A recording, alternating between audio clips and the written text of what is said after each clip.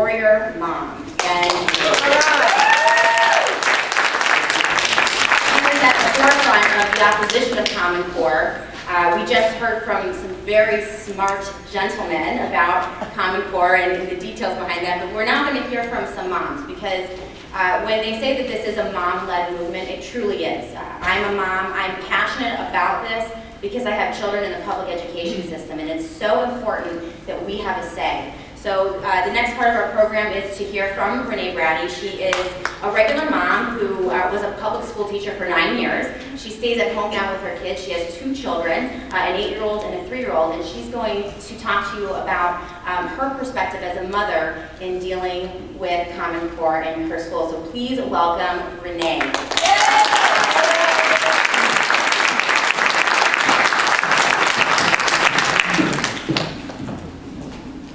Thank you. It's an honor to be here with you today, and I am so impressed that you would take a Saturday to come and do this. I first heard about Common Core about 1.5 years ago from some moms actually that were traveling around our home state trying to educate others. I attended a meeting that they put on with my good friend Elisa Ellis, and I left wondering why, as a former public school teacher and as a mother, why did I not know about this? Why were moms not talking about this educational reform that was happening in our country? We received robocalls for the school alerting us about field trips, assemblies, and even pajama day. But somehow, redefining the whole makeup of the American educational system didn't warrant a phone call, a note home, or even debates. It was all done quickly and quietly, like we've heard, without any public involvement. This fact alone should cause one to pause and wonder, why is this all so secretive? Is it because if we actually knew what the Common Core was really about and what was happening in our nation, parents might actually reject it? And as one state school board member said in our state, it was business as usual. Well, national standards with national testing and national data collection is not business as usual, and that is unacceptable.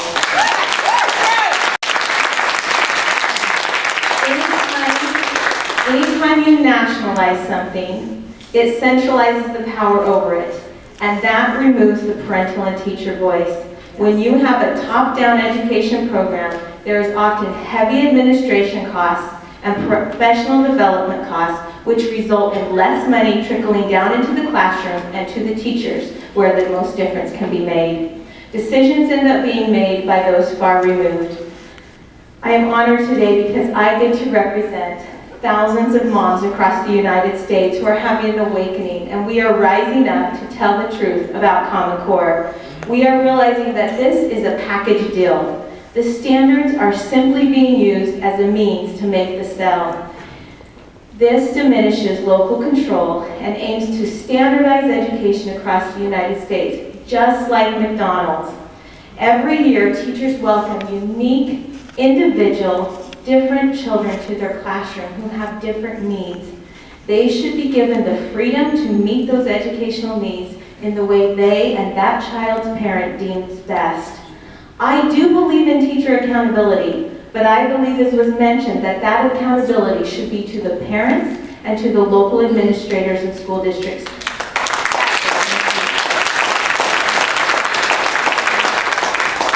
We need to treat teachers as professionals and allow them to use time-tested, proven methods of instruction and have that ability to inspire their students. That is something we're standing up for. Protecting student and teacher data is a fight worth fighting for. These are just a few of the reasons that a mom movement and a parent-led movement has been happening in large part across this nation. We are on a mission as we are leaving piles of laundry undone, letting our dishes pile up, hiding in closets to take phone calls, and analyzing legal documents because the instinct kicks in to protect our children. I don't think the pro-Common Core people were prepared for the power of moms.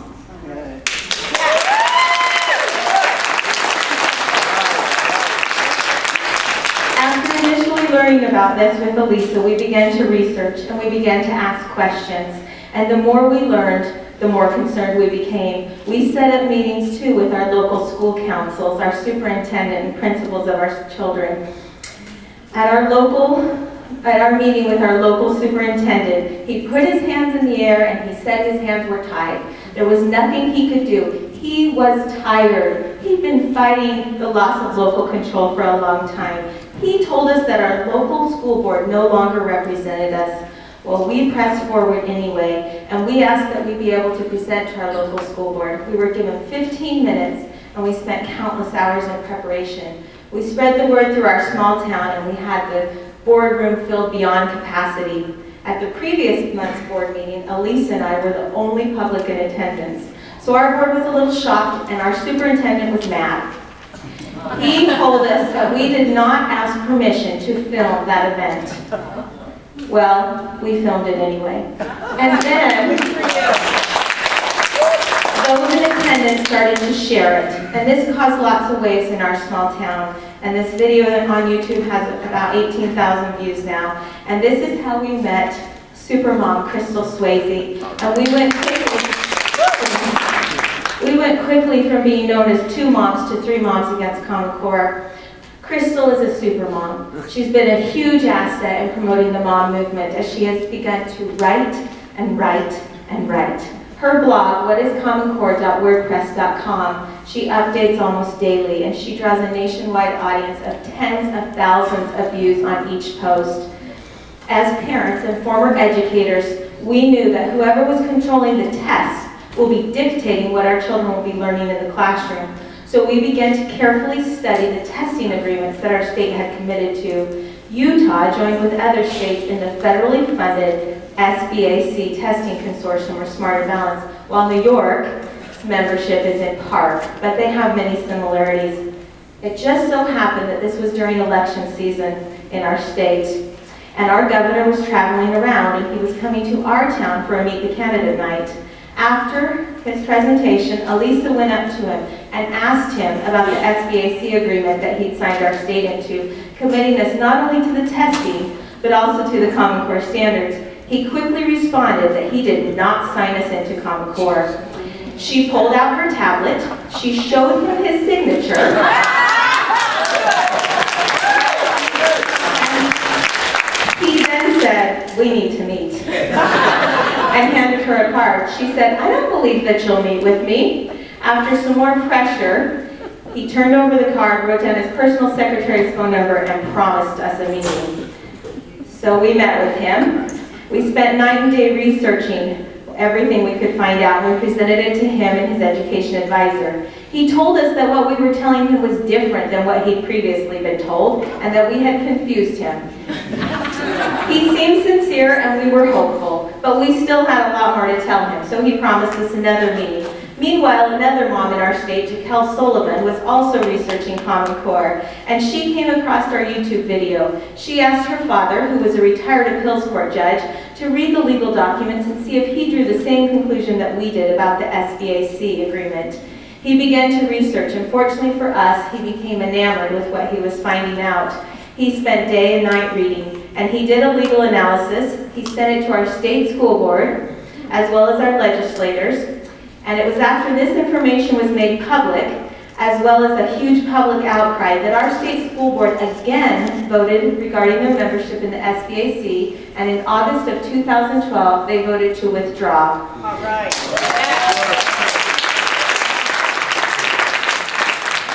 But unfortunately, our state has entered into an agreement with a behavioral testing company that partners with SBAC and is equally as bad, if not worse. Well, our main concern with the Common Core reform agenda was the way we saw our role as parents being diminished. Thomas Jefferson said that schools need to be managed by parents within each ward rather than by government. He went on to say that good and safe government comes from not trusting it all to one, but dividing the powers among many. He concluded that, stating that when government is centralized and concentrated into one place, that has caused every civilization that's ever existed under the sun to destroy the rights and liberty of man. Yes. Common Core violates these two principles. The principle that parents need to manage their own children's education and that good government comes from dividing, not centralizing. We witnessed firsthand the loss of local control in our district as our school board voted to change our local privacy policy to be in compliance with the recently altered Federal Family Education Rights and Privacy Act law. The federal FERPA law was first created in 1974 to protect student data and limit the amount of data that could be given without parental permission. But this law, on January 3rd, 2012, without going through Congress through a regulatory change, was altered by the Department of Ed. As Kent Talbert, a DC educational lawyer, said, they basically turned it on its head. So instead of using protective language, it now uses permissive language, which allows anyone for almost any purpose to access our students' data. This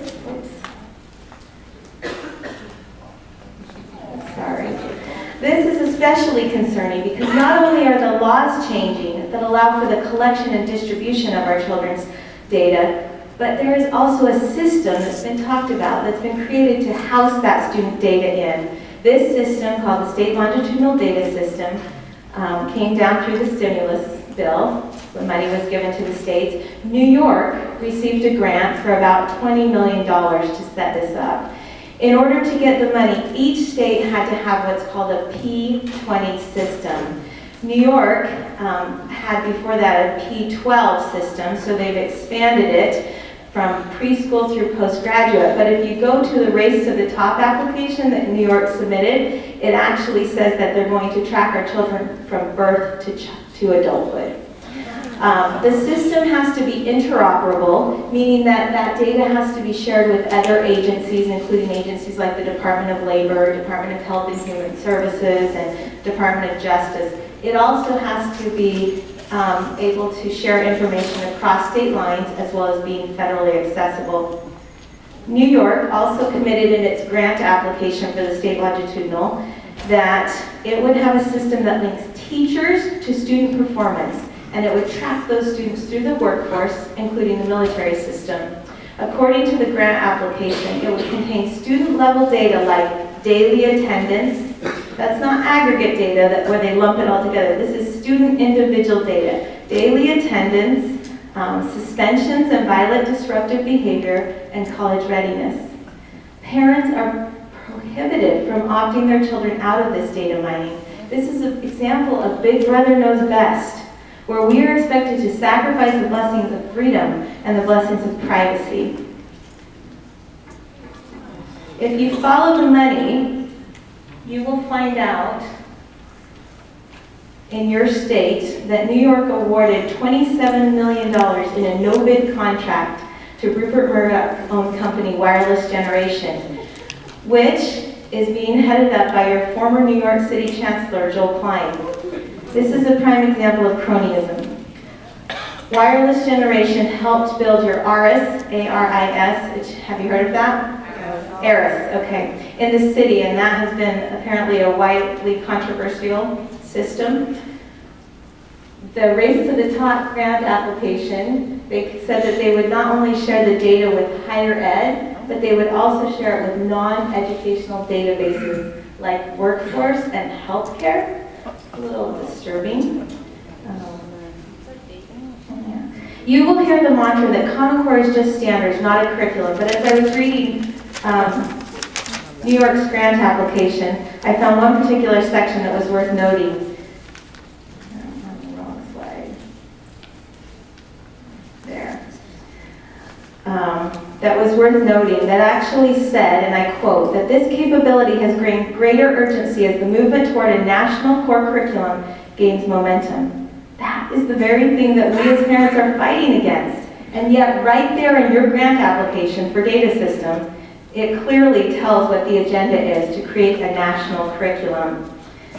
EPIC, Electronic Privacy Information Center, has a pending lawsuit against the Department of Ed because of changes made to our nation's privacy laws protecting student data. Of course, you won't read about this, or you won't hear about it on the evening news, because the lawsuit addresses the fact that the Department of Ed loosened FERPA to allow anyone for almost any reason to access our children's information.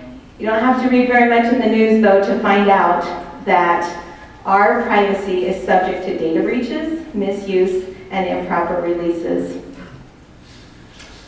The CCSSO, which has been talked about, the Chief Council of State School Officers, published a document in 2010, and they had 18 recommendations for education reform in our country. Number 9 said that we should create a P20 system addressing the FERPA in order to collect student and teacher data. Number 10 said that they want to establish a single, comprehensive reporting office in the education department that manages all data. It is important to know that in the U.S. this is illegal to have a national database, but yet this is exactly what is being advocated for by those behind Common Core. In America, we have a system of government that allows for us to elect representatives who represent our voice of we the people. But Common Core did not go through the legislative process and through the branches of government, as has been talked about. It was initiated heavily by private interests in D.C. without representation from the states. And in order to create the facade, they enlisted the NGA and the CCSO, these two DC-based trade organizations. And they basically brokered this deal between the states and the federal executive branches with heavy private interests. These executive branches are not elected to make laws. We need to remember that. They are just supposed to execute the laws made by our legislative branch. This is the way, like Yvonne said, that Common Core came down, is education without representation. Common Core eliminates choice in education as it creates this national market for textbooks and curriculum as they're all aligning. This is especially true if parents and teachers have to rely heavily, it's especially true if teachers and parents are never allowed to see the test questions, because teachers have to rely heavily on the curriculum that's being put out by publishing companies. Publishing companies are given this document called the Publisher's Criteria, from which the lead writers of Common Core wrote, telling them how to align their textbooks to the Common Core. David Coleman, who was one of the main architects of the English Language Arts standards for Common Core, although he's never taught K-12 education himself, has now become president of the College Board. And he has aligned ACT to Common Core, and SAT is also now aligning to Common Core. This provides one pathway, like Christopher talked about, to college entrance. If parents want their children to perform well in college entrance tests, they have to use Common Core aligned curriculum. Tests will not only be testing content knowledge to see if children know correct answers, but they will also be testing whether children are able to show the Common Core process standards. In other words, students must be able to demonstrate their understanding of the processes that are being taught under the Common Core, regardless of the many parents and teachers and experts who say that Common Core is mediocre. And we disagree with the controversial teaching methods being used with it. David Coleman clearly does not show an appreciation for classic literature or narrative writing. He has deleted much of it. Let me paint a picture of this man. He said, as you grow up in this world, you realize people don't give a bleep about what you feel or what you think. It's rare in a working environment that someone says, Johnson, I need a market analysis by Friday, but before I do, I need a compelling argument of your childhood.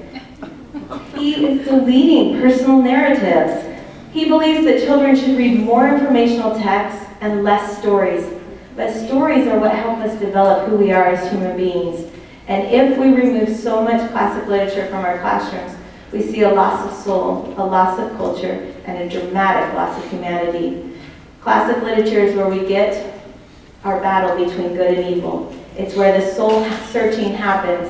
When characters face problems, it's where the rich vocabulary is and the beauty and spiritual knowledge that can only come through the reading of classic literature. If you listen to David Coleman, you'll find out that he believes children need to be trained to meet the economic needs of the workforce. He advocates for a system that's turning our children into workers. He even refers to them as human capital, in order to fill the needs of a managed economy. He does not believe in creating independent thinkers in a free society. He instructs English teachers to not give students background information and to read words without emotion. Against all odds, parents who are fighting this battle for their children are having success, and the message is spreading, and local control over education is beginning to spread like wildfire. It's also caught the attention of some national media outlets, and it's like gasoline has been poured on this fire as the message spreads and the momentum grows. It is exhilarating to those of us who are entrenched in the battle.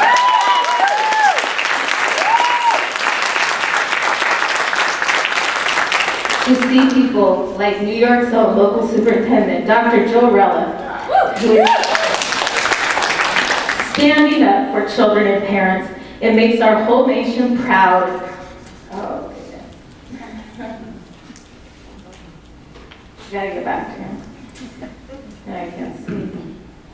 It makes our whole nation proud to know that there are still leaders who believe in America and who believe that children are more than a test score and that teachers are professionals who cannot be replaced by technology.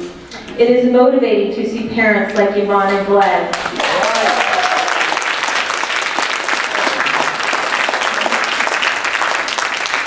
They only found out about Common Core about 6 months ago, and yet they have felt compelled and responsible to alert other parents. They run a successful website and Facebook group, and they have made a lot of noise in the state of New York. They have truly caught the vision.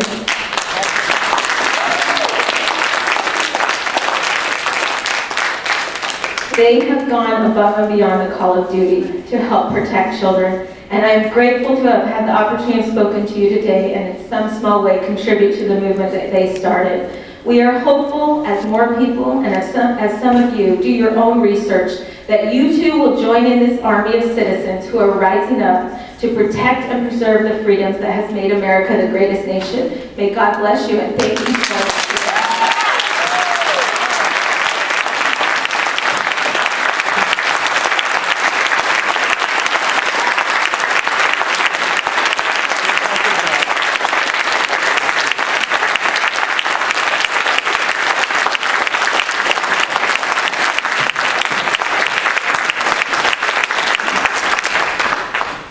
Thank you so much. That was amazing and inspiring, and I can relate to your story. I think Yvonne can relate to the story. Myself, I didn't know anything about Common Core until about 6 months ago. It is an octopus. It's a labyrinth. If you feel overwhelmed right now with all of the information and a little bit like, whoa, I had no idea, I don't know what to do, please don't worry. This is a movement of people who are so impassioned and they believe so deeply that this is going to harm our children that, welcome to our ranks, and we'll help you in any way that we possibly can to get you where you need to be when it comes to understanding Common Core and fighting back, because that's really kind of why we're here today. So thank you so much.